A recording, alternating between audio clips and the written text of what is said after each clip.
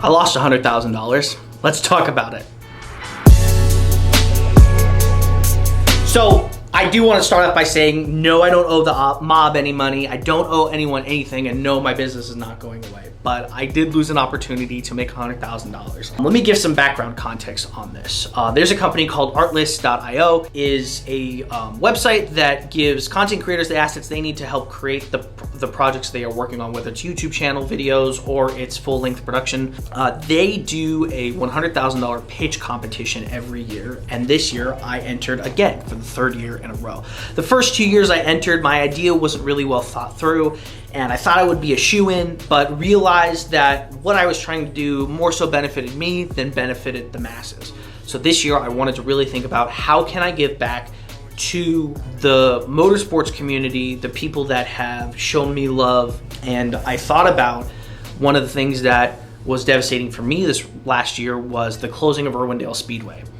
And it was something that I had always feared growing up. I even had conversations with my dad about this, of like, oh, they're gonna close down Irwindale. And he even told me, like, they've talked about it for years. That track is never getting shut down. When I found out that the track was finally being closed, that kind of like line played in my head again. And I was just like, wow, they really can shut it down. And it really made me think of, are tracks safe anymore? If a big track like Irwindale can be shut down like that, what's to say about a track that doesn't have the recognition or the accolades, be able to stick around, you know, showcase these fun events that they do, and be a haven for automotive and motorsports enthusiasts. I want to create a docu-series of such, going across the US and showcasing and highlighting these lesser known tracks that people may not have visited or don't know as well as some of the bigger known tracks in the US. To not only showcase them, but to help them market these tracks to bring in a broader audience outside of motorsports and car enthusiasts. It's a lot heavier task and a bigger task than most people would think. The automotive space is very niche in itself. Sure, everyone drives a car, but that doesn't necessarily mean that they have a unique bond with their vehicles or care about cars to that level. Some people just view cars as a form of transportation, as a means to getting from point A to point B. And if I can help these tracks showcase that cars are more than just that and bring more people to these tracks, I believe that there would be positive effects of bringing more enthusiasts to the scene, bringing new faces to the car scene, and being involved in motorsports. It will promote, you know, safe driving on the roads and using tracks as an outlet to have fun and experience different vehicles. But then 3, and possibly the most important one, keep the tracks open that wouldn't be open otherwise, other than for the love of their community. I had pitched this idea in a video, which I will show here. Hi, my name is Ethan Chant, and I've been creating automotive content for the past decade. I've shot everything from car reviews to cinematic coverage of race events, and I got my start at local tracks to me in Southern California. I met a lot of amazing people, drivers, other media individuals that helped me progress my skills in ways that I would have never learned had I not gone to these events. And something that has been occurring a lot over the past 5 years is more and more tracks have been shut down.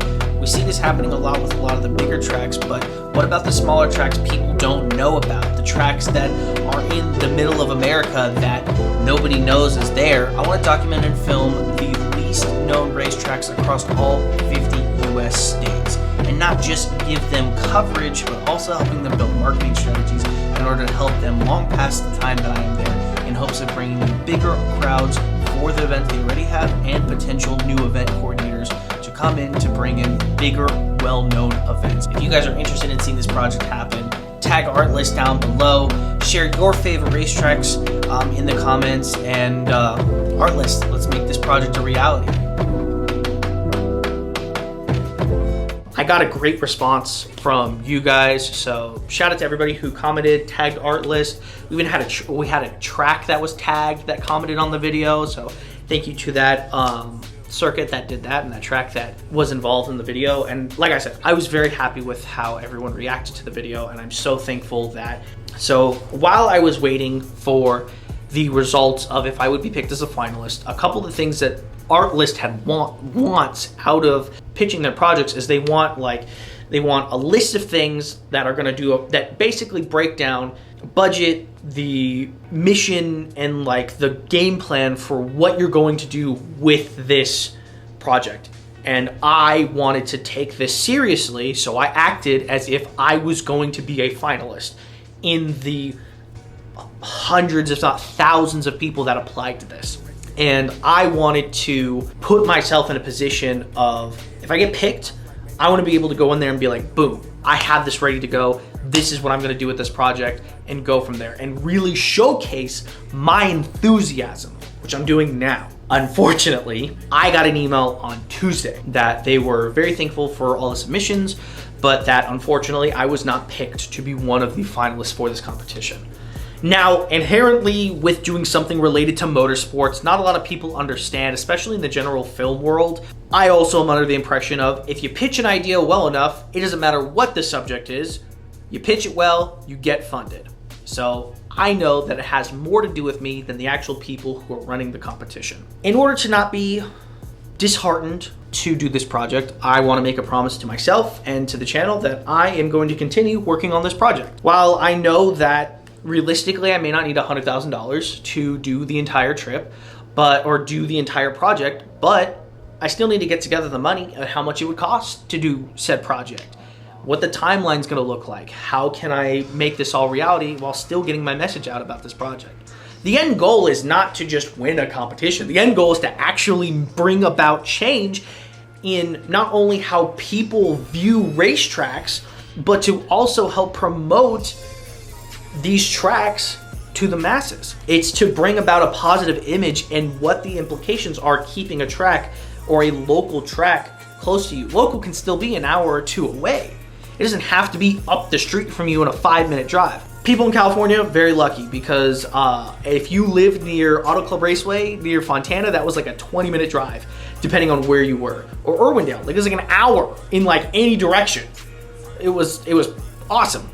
It's things like that I want to promote a positive aspect of car enthusiasts and motorsports as a whole.